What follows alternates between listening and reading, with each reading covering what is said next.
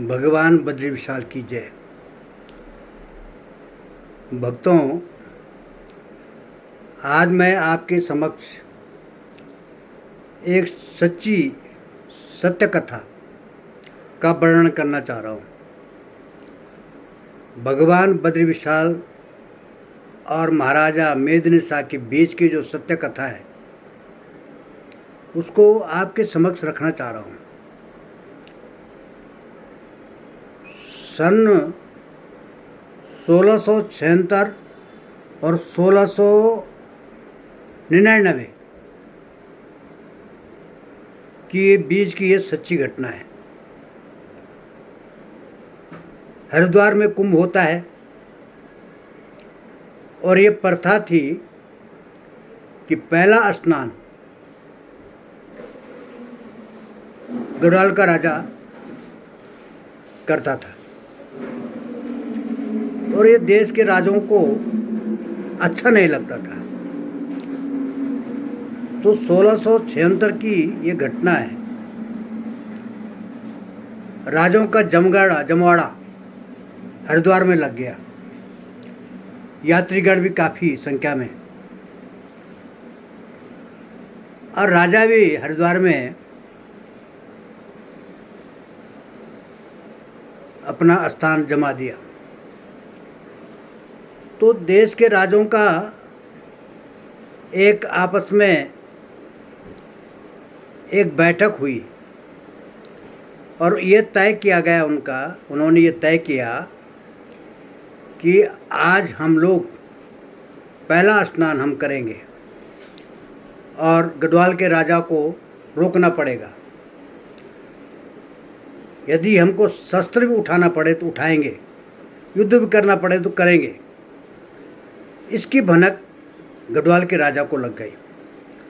राजा ने अपने सभी संगी संबंधित सभी लोगों से विचार विमर्श किया और ये आदेश दिया कि क्षत्रिय का काम रक्तपात करने का नहीं है। ये धरती उत्तराखंड की धरती है, हमें ऐसा काम नहीं करना चाहिए।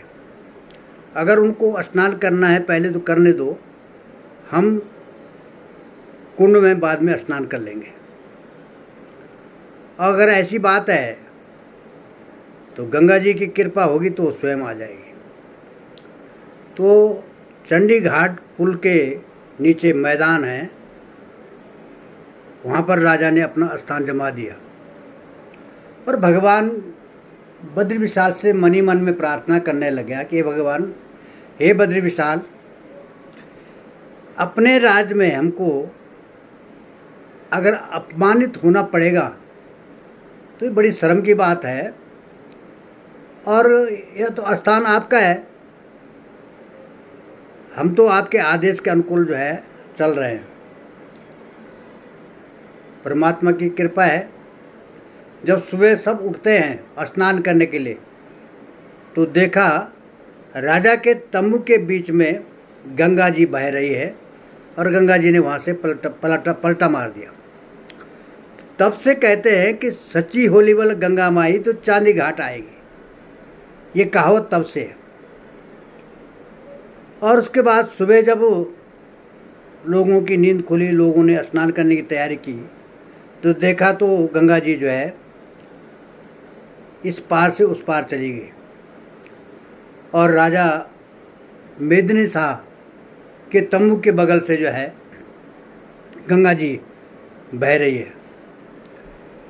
लोगों को मन में ये विश्वास पैदा हो गया कि ये स्वयं बद्रीनाथ है, राजा नहीं है, स्वयं बद्रीनाथ है। और लोग उनके दर्शनों के लिए उमड़ पड़े और उनसे क्षमा याचना की। इस बात को मैं इसलिए कह रहा हूँ कि उत्तराखंड की जो धरती है ये ऋषि मुनि तपस्वियों की धरती है। यहाँ हजारों वर्ष तक तप किया है। ये भगवान विष्णु भगवान बद्रीनाथ की धरती है, भगवान केदारनाथ की धरती है। यमुना माँ, गंगा माँ, यहाँ लाखों करोड़ों हजारों श्रद्धालु ऐसे नहीं आते, ये स्वयं उनके घट में बैठते हैं और बुलाते हैं, प्रेरणा मिलती है।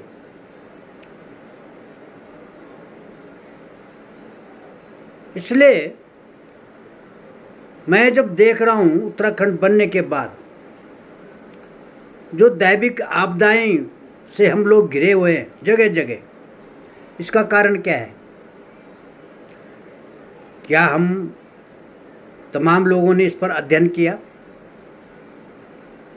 हमारे बुद्धिजीवी लोग हैं, हमारे ऋषि मुनि हैं, संत महात्मा हैं, बड़े बड़े मठाधीश हैं, क्या इस पे आप लोगों ने कोई चर्चा की? आप तो आध्यात्मिक वर्ग के लोग हैं। मैंने स्वयं इसका अध्ययन किया, क्योंकि हमारे अंदर की जो डर है, जो भय है, वो खत्म हो गई। हम जिस मर्यादा से रहते थे इन स्थानों में, इन गुफाओं में, इन कंदरों में, इन पहाड़ी क्षेत्रों में, वो मर्यादा हमने जो है छोड़ दी। मंदिर के अंदर जाना, कैमरा ले जाना, फोटो खींचना, ये सब तमाम एक पिकनिक व्यवस्था हो गई है। ऐसी व्यवस्था हो गई है कि हमारी, कभी हम सुनते थे कि चारों जो हमारे तीर्थ हैं इनका एक पुजारी होता था। अब बताओ, अगर हम इस सच्ची सत्य कथा की तरफ नहीं जाएंगे, हमारी जो परंपरा है इनके अनुकूल नहीं चलेंगे, तो फिर हमारी मर्यादा कैसी रहेगी? हमारी यात्रा सुलभ तभी होगी जब हम उसके अनुकूल अपने को समर्पित करेंगे। पंडा, पुजारी, हम देख रहे हैं तमाम लूट खसोट हो रही है। जहाँ जिसका मौका आ रहा हो वहाँ छोड़ नहीं रहा। यात्री भी रो रो के आते हैं, हंस के जाते हैं, रो के आते हैं, उनके जेब खाली हो जाते हैं। ऐसा मैं आपसे प्रार्थना कर रहा हूँ, अनुरोध कर रहा हूँ। जो हमारे सत्ता में बैठे हुए लोग हैं उनसे भी प्रार्थना है, आप राजा के तलाश मत चलो, आप राजा मत बनो, सेवक बनो। और सेवक वही जो करे सेवकाई। अपने अंदर डर भय महसूस करो, निडर मत बनो। यहाँ एक एक कदम चलना बड़ा कठिन होता है, बगैर उसके पत्ते नहीं हिलते। ये उत्तराखंड देश की संस्कृति से भिन्न है। यहाँ का वातावरण, यहाँ का रहन सहन, यहाँ का उठना बैठना, चलना, बोली, भाषा, पहनाव, ये देश से भिन्न है। यहाँ के मकान कैसे बनते थे पहले, कैसे थे पहले, यहाँ के रास्ते कैसे थे पहले। जब मकानों के अंदर हम प्रवेश करते थे तो यूं झुक के जाते थे, क्योंकि दरवाजा बहुत छोटे हुआ करते थे। इसलिए मेरी प्रार्थना आप लोगों से है, ये जो सत्य कथा है, आप गढ़वाल का इतिहास उठा के देखो ना। हमारी टेहरी में श्रीदेव सुमन लाइब्रेरी है, वहाँ पर पूरा गढ़वाल का इतिहास है। महाराजा पृथ्वीपति शाह के पुत्र है मेदिनी शाह जी, उनकी कितनी ही पीढ़ी है। और उससे पहले तो गणपति हुआ करते थे। प्रथम राजा यहाँ का कनकपाल परमार रहा। ये तो शाह की उपाधि जो है दिल्ली के बादशाह ने दी है। जब उसकी जान बचाई महाराजों ने। ये गढ़वाल का इतिहास है, हमने पढ़ा है इसको। जितना हमको इसका ज्ञान है उतना हम आपके बीच में रख रहे हैं। इन बातों को कोई आपके समक्ष रखता नहीं है और आप भी इसकी जानकारी नहीं करते हैं। इसलिए मैं आप सबसे प्रार्थना कर रहा हूँ, ये तमाम आपदाएं आ रही है, इसमें हमारी गलती है। हम जो है, हम भगवान बद्रीनाथ की मर्यादा के अनुकूल नहीं चल रहे हैं। भगवान केदारनाथ की परंपरा को जो है ख़त्म कर दिए। उसके ऊपर हेलीकॉप्टर घूम रहे हैं। जिस मंदिर के ऊपर हेलीकॉप्टर घूम रहे हैं, तो क्या वो यात्रा सफल होगी? अरे यात्रा को सुलभ मत करो। वो यात्रा ही नहीं है जहाँ कठिनाई नहीं है। अगर आप यात्रा को सुलभ करते हैं तो फिर आपने तो अपनी सुविधा के अनुकूल काम कर रहे हैं। फिर आपकी यात्रा कहाँ से? यात्रा तो वो है जहाँ संघर्ष करना पड़े। श्रवण कुमार की कथा ऐसी नहीं गाते लोग। उसने अपने अंधे माँ बापों को कावड़ में कंधे में रख करके यात्राएं कराई। यात्रा वो महत्वपूर्ण होती है। मैंने भी इस उत्तराखंड की यात्रा जो है ना, आज से 40-45 साल पहले, मैं इसलिए कह रहा हूँ कि मुझे इस चीज़ का अनुभव है। ऋषिकेश स्वर्ग आश्रम से पैदल यात्रा बद्रीनाथ, केदारनाथ, तुंगनाथ, त्रिजुगी नारायण, यमुनोत्री, गंगोत्री, ये मैंने स्वयं की है। और पूरे देश में जितने मंदिर हैं, सिद्धपीठ है, कलकत्ता से लेकर के, उज्जैन से लेकर के, आपके जो है अमरकंटक से लेकर के, आपके मुक्ति नारायण से लेकर के, आपके पशुपति, नेपाल, काठमांडू, वैष्णो देवी, ज्वालामुखी, आपके जो है चित्रकूट, अयोध्या, बनारस, कितना गिनाऊं आपको, कितना गिनाऊं। ये सब इनके दर्शन करके मैं यहाँ आज लमगांव में बैठा हूँ। ऐसा नहीं बैठा मैं। इन बातों को, मुझे इस चीज़ का अनुभव है, इसलिए आपके बीच में रख रहा हूँ। आप लोग जो है थोड़ा झुक के चलो। इन देवी देवताओं को किनारा मत करो। हमारे जो देवी देवता है, ये हमें शादी ब्याह के दिन भी देते हैं। आपने किस टाइम जो है खेती में जो है प्रारंभ खेती किस टाइम करनी है, आपने धान की कटाई कब करनी है, आपने जो है मंडुआ की मंडाई कब करनी है, ये सब बातें हम इन देवी देवताओं के अनुकूल चलते हैं।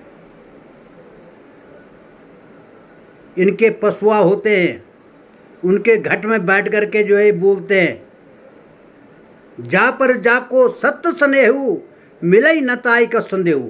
रामायण भी इस बात को कह रहे हैं। आप विश्वास करो ना भाई। विश्वासी तो है जो कुछ। जब हम पैदा हुए तो हमारी माँ ने कहा कि तेरा बाप है, तेरा बड़ा है, तेरा चाचा ताऊ, अलाने रिश्तेदार फलाने, मेरी माँ ने तो कहा,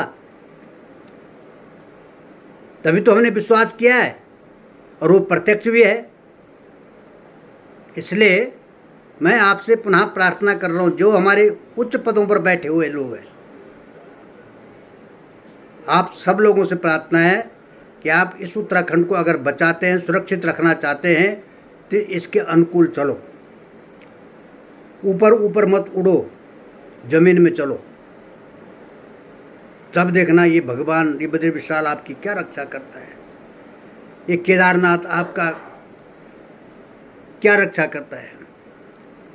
ये गंगा यमुना, हाँ, ये गंगा प्रगट ऐसी थोड़ी हुई राजा भागीरथ ने जो है उसके तप से, और राजा सगर की कई पीढ़ी मिट गई, तब गंगा जी प्रगट आई, तब 60,000 पितरों का उद्धार हुआ है।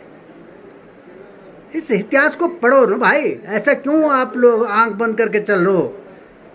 तुम कहाँ के मुख्यमंत्री है, कहाँ के तुम मंत्री है, कितने साल है तुम्हारा, कितनी उम्र है, कब तक रहोगे? बड़े भाग मानुष तन पावा, सुर नर मुनि सत ग्रंथन गावा। आप रामायण को पढ़ते हैं, राम को मानने वाले लोग हैं, कृष्ण को मानने वाले लोग हैं, तो आप गीता का उदाहरण दो ना, आप रामायण का उदाहरण दो ना, उसके अनुकूल चलो ना। आप कथा भागवत में नाचने से, वो ताली बजाने से जो है समझ में नहीं आता। समझ में तब आता है जब आप 5 तत्व का जो शरीर है, 10 जो इंद्रिय है, इनको कंट्रोल करके जो है भगवान की चर्चा सुनो। ध्यान मूलम गुरु मूर्ति, पूजा मूलम गुरु पदम, मंत्र मूलम गुरुर्वाक्या, मोक्ष मूलम गुरु कृपा। है, मुझे कष्ट होता है जब मैं सुनता हूँ इतने लोग मर गए, इतना करंट लग गया, इतना क्या है, लापरवाही तो है। जिले में जो बैठा हुआ अधिकारी है वो उठने को तैयार नहीं है, वो एक हेल्पर से काम करा रहा है। आज रोडों में देखो आप, जेई सड़क में नहीं जा रहा, उसका जो मेट है उससे मेजरमेंट करा रहा है और उससे जो है पूरा नाप छाप उसके द्वारा करा करके अपने आप नहीं जाता। इसलिए मांगा था ये उत्तराखंड। अरे हम तो जमीन में देख रहे हैं, आप लोग देहरादून में बैठे हुए, हम तो यहाँ देख रहे हैं ये क्या हो रहा है। ये उत्तराखंड की लूट खसूट क्यों हो रही है। अंकिता भंडारी का अभी पता ही नहीं उनके किसने मर्डर किया, क्या किया। क्यों इन दोषों को जो है आप इनके ऊपर जो है लिपापोती कर रहे हो। आप तो राजा है, न्यायवर्धक है, न्याय करो ना, अन्याय के खिलाफ लड़ाई लड़ो। मैं अपनी बात कर रहा हूँ, मैंने अपने जीवन काल में अन्याय के खिलाफ संघर्ष किया है। कई बार मैंने भूख हड़ताल की है। टेरी से लेकर के बरेली जेल तक जो है मैंने एकांतवास झेला है, मगर मैं पीछे नहीं हटा। मैंने ऐसे अन्याय के खिलाफ, ऐसे दुष्टों के खिलाफ संघर्ष किया है और लोगों को न्याय दिलाई है। मेरा रिकल्ट देखना है तो शासन प्रशासन, तुम्हारी आईबी एबीवी, तुम्हारी सूचना तंत्र उनके पास है। देवी सिंह पंवार का रिकल्ट उनके पास है। मुझे कभी कभी रोना आता है, हमने इस उत्तराखंड के लिए कितना बलिदान किया, कितना संघर्ष किया, कितनी बहनों की जो है मांग सिंदूर उड़ गई, विधवा हो गई, कितने हमारे भाई चले गए। इसका आपको आभास है? अरे इससे बढ़िया तुम उत्तर प्रदेश में थे।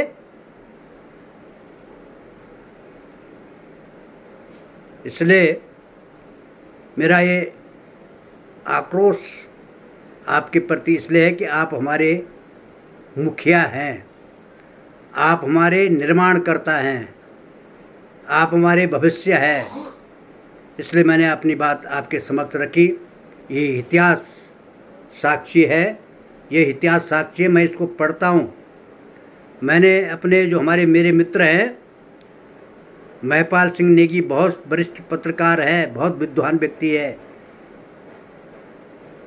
वो इस इतिहास को जानता है। ऐसा हम लोग बुद्धिजीवों के बीच बैठते हैं। संत महापुरुषों का आशीर्वाद है हमारे ऊपर, गुरु की कृपा है। अध्ययन करते हैं, चिंतन करते हैं, मनन करते हैं। हमें किताबी का ज्ञान नहीं है, हमने किताब नहीं पढ़ी, मगर हमने ये अपने आप को पढ़ा है, हमने इस जमीन को पढ़ा है, हमें इसका ज्ञान है। हमारी पूरी परंपरा जो है, हम विदेशी हो गए, हमने विदेशी तंत्र जो है अपने ऊपर हावी कर दिया। विदेशी खाना, विदेशी पहनना, विदेशी बोलना, विदेशी भाषा, हमारी गढ़वाल की भाषा पतन हो गया। जो लोग ऋषिकेश देहरादून जाते हैं, अगर हम उनसे मुलाकात करें, वो कहते हमारे पहाड़ से आए। ऐसे नहीं बोलते कि हमारे भाई बंद आए, रिश्तेदार ना पहाड़ से आए। ऐसी बुद्धि भ्रष्ट हो गई हमारी। क्या कहें, किससे कहें।